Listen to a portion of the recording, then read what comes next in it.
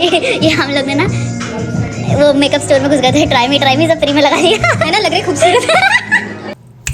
So welcome back to my channel bro. हाँ, so आज का जो कंसेप्ट होने वाला है वो है डिजिटल वेरिफिकेशन। DU या डिजिटल वेरिफिकेशन, मतलब मैं ये रिक्वेस्टेड वीडियो है बट स्टिल मैं इस टॉपिक को कवर करूँगी क्योंकि ये टॉपिक एक्चुअल में बहुत इंपॉर्टेंट है इन माय ओपिनियन।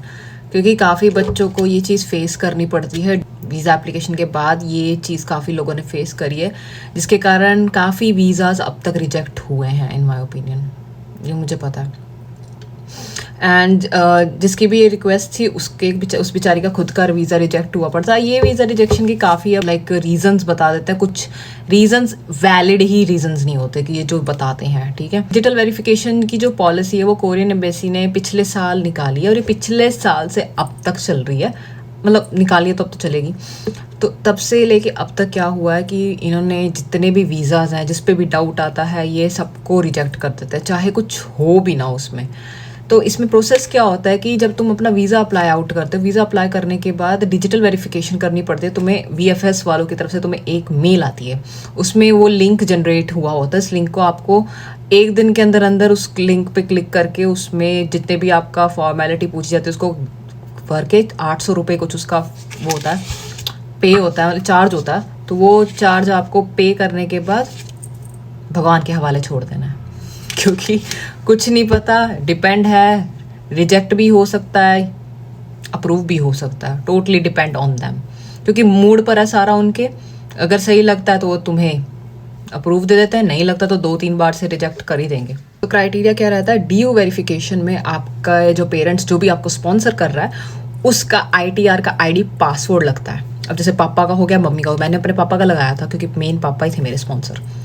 तो पापा का ID पासवर्ड, मतलब DU वेरिफिकेशन में वो ITR का ID पासवर्ड। ITR का ID पासवर्ड वही होता है जो पापा के पैन कार्ड पे लिखी होगी उनकी ID, और पासवर्ड उनसे ही पूछना, ठीक है।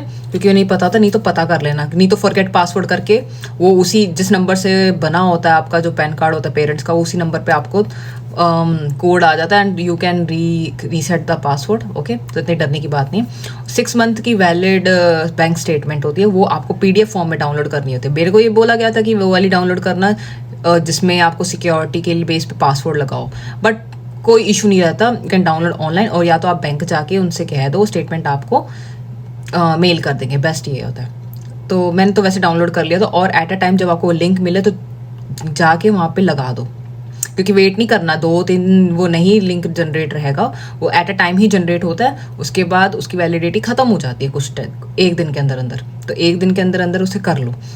रुपए कार्ड से मत पे करना, ये मैं कह रही हूँ। मेरे को किसी ने पागलों की तरह बोला रुपए कार्ड से कर लो, और मेरा रहा तो नहीं कुछ नहीं, मैंने अपनी एजेंट से करवाया था बाद में।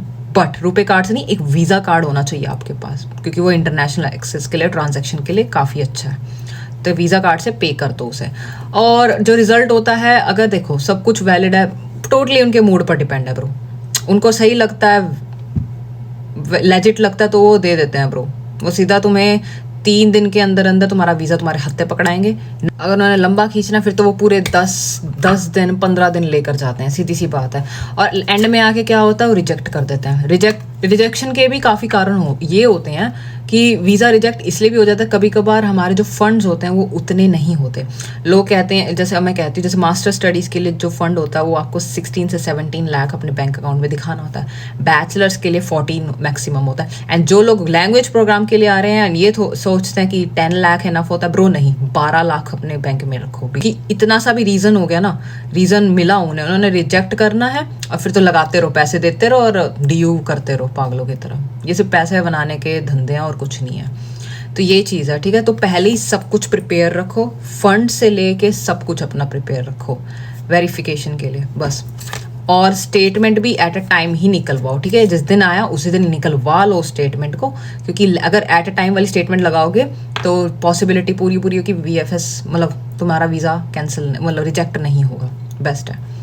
तो DU वेरिफिकेशन यही है। ये पॉलिसी आई गेस पिछले साल की निकाली गई है, और तब से बहुत वीज़ा रिजेक्ट हो रहे हैं। स्पेशली इंडिया में तो काफ़ी हुआ, क्योंकि मैंने जब किया था तो बहुत वीज़ाज अब तक रिजेक्ट हो रहे हैं। काफ़ी बच्चों के 2-3 बार हुए हैं। तो अब ये मैं कुछ नहीं कह सकती कि भाई कब तक आप करो कब तक ना करो, बिकॉज यार 1-2 बार हो गया तो फिर तो यार थोड़ा टाइम ले लो। टूरिस्ट के लिए तो बिल्कुल अप्लाई मत करो क्योंकि बहुत रिजेक्शन आ रही है। टूरिस्ट के लिए अभी मत अप्लाई करो, जो स्टूडेंट बेचारे हैं उनका ही अब तक वीज़ा नहीं आ पा रहा, टूरिस्ट का कहाँ से आ जाएगा। तो ये चीज़ मैं बता रही हूँ। और सारे अपने डॉक्यूमेंट्स प्रिपेयर करके रखो, तभी कुछ होगा, तभी इसमें चांसेस ज़्यादा बड़े रहेंगे कि यहाँ सब कुछ सही है और अप्रूव होने के चांस बहुत ज़्यादा होते हैं। तो इट्स बेस्ट कि सारे डॉक्यूमेंट्स पहले ही प्रिपेयर करके रखो। ITR का ID पासपोर्ट भी रखो अपने पास, और 6 मंथ की वैलिड और at a time. Okay, so hopefully video informative लगा हो, अच्छा लगा हो। अगर सही लगा तो सब्सक्राइब कर दो, अभी करो। स्टूडेंट ID कार्ड मार के करो, बट करो सब्सक्राइब कर दो यार, नखरे नहीं करते। ठीक है, कुछ पूछना है तो must DM me on my Instagram, ये रहा हैंडल। अबाउट में जाके देखोगे तो वहाँ पे मेरा हैंडल मिल जाएगा।